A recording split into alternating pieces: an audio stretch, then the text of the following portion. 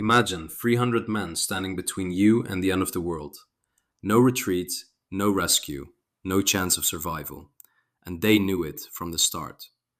This is not a movie, this happened. In 480 years before the Common Era, 300 warriors rewrote the rules of war forever. The year was 480 before the Common Era, and Xerxes, king of Persia, came to swallow Greece with fear. His army stretched for miles and miles across the burning land, 100,000 blades and more, demanding they should stand. He bridged the Hellespont with boats to march his legions through, and dug a canal through solid rock because no mountain would do. He wanted not just victory, he wanted total awe. He came to show the entire world that no one stood above his law. He sent his heralds into Greece to ask for earth and water, a ritual submission that would spare his foes from slaughter. The Spartans heard the message out, then answered without fear. They threw the heralds down a well and told them, "Earth is here." And now, before we go any further, do you have any idea how outnumbered these men actually were? Keep watching. The pass of Thermopylae was narrow, steep, and tight, a bottleneck between the cliffs and sea that swallowed light. No wider than 100 yards in places, maybe less, a corridor of rock and death that put their skill to test. 7,000 Greeks marched north to hold that fragile gate, 300 of them Spartans, trained since birth to meet their fate. Their king was Leonidas, a warrior to the bone, who read the omens of the gods and chose to march alone. The oracle at Delphi spoke in riddles, dark and steep. Either Sparta falls or a king of Sparta falls asleep. Leonidas heard both these paths and chose the one with grace. He picked 300 men whose sons were born to take their place. That detail matters more than most accounts will ever say. He chose the ones with living sons so Sparta would not fade away. These were not reckless glory hunters throwing lives away like dust. These were fathers, buying futures for the ones they loved and trust.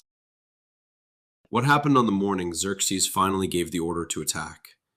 Nobody who was there that day expected what came next. On the 5th day, Persia struck with Medes advancing first, with orders to take prisoners and quench the Persian thirst. They hit the pass like ocean waves against a rocky shore, and every wave came crashing back with fewer than before. The Greeks fought in a phalanx, shields locked edge to edge, a moving wall of spear tips on a narrow mountain ledge. Their spears were longer, bronze-tipped, and their shields were thick and wide. There was no room for Persian numbers, no room for Persian pride. The Spartans used a tactic that looked like full retreat. They turned and ran and pulled the Persians off their careful feet, then wheeled around in unison and cut them at the knee, the oldest trick in warfare, done with ruthless infantry. Xerxes then sent his immortals in, 10,000 hand-picked men, the finest soldiers in the Persian Empire. They wore golden masks. They had never been defeated, until that afternoon. They hit the same wall. They fell the same way.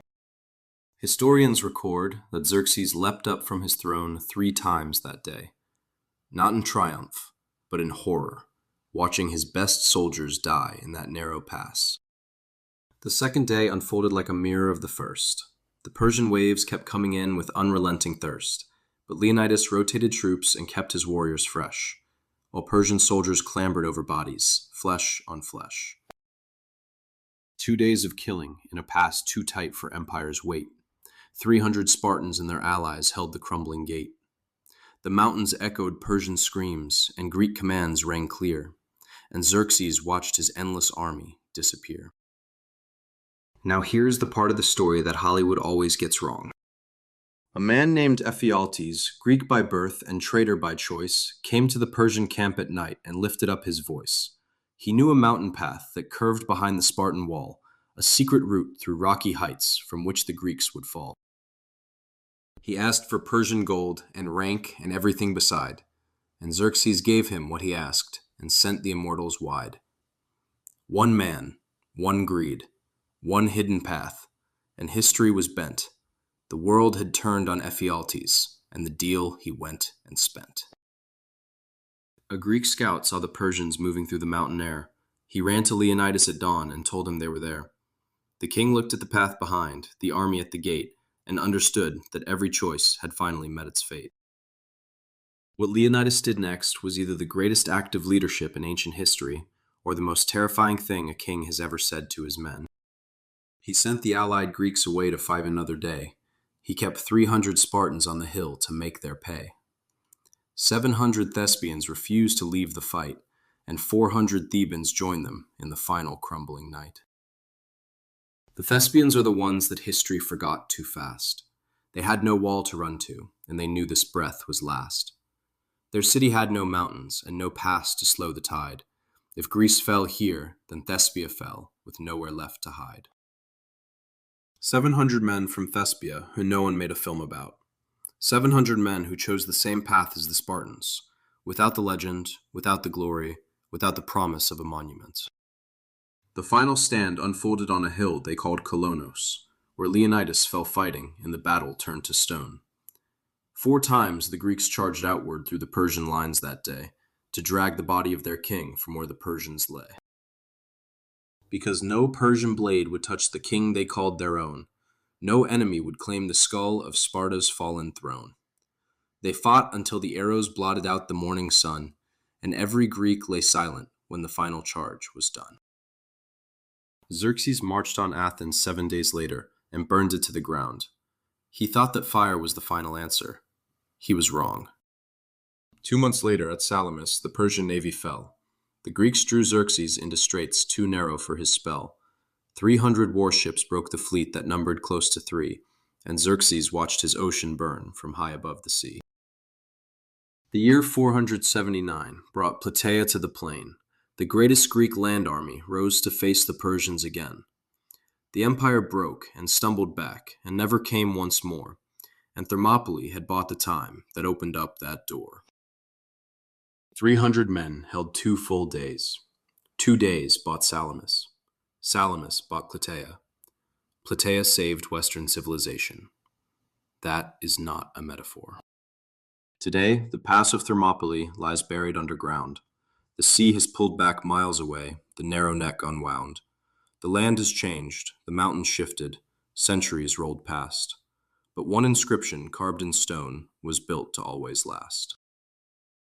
Go tell the Spartans, stranger passing, that we lie here still, obedient to their orders on this cold and narrow hill. Not for a crown, not for a throne, not for the gods above, but for the ones who came back home and for the ones they loved. 300 men who knew the math and chose the harder sum, who stood inside the throat of death and told the world to come. The world came crashing like a flood, 100,000 wide, and 300 men looked back at it and did not step aside. The math said they were finished. The Spartans never learned that kind of math, and because of that, neither did the world they saved. If this story hit different for you, if you felt the weight of what 300 men carried on that hill, then you already know what to do. Stay on this channel, because every legend we tell on Legends in Rhyme is built to hit that same nerve. Subscribe to Legends in Rhyme, and come back for the next, where history bleeds into verse and nothing is perplexed. Drop a like if Leonidas made you hold your breath, and leave a comment down below with what you think of death. Did they waste their lives, or buy the world another day? Did 300 change the course of everything, or were they just in the way? The argument is ancient, and the comment section waits for you to be the one who shows up and debates.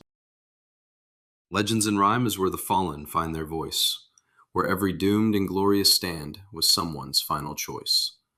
Hit subscribe, ring the bell, and walk into the next, because the greatest stories ever told are always what comes next.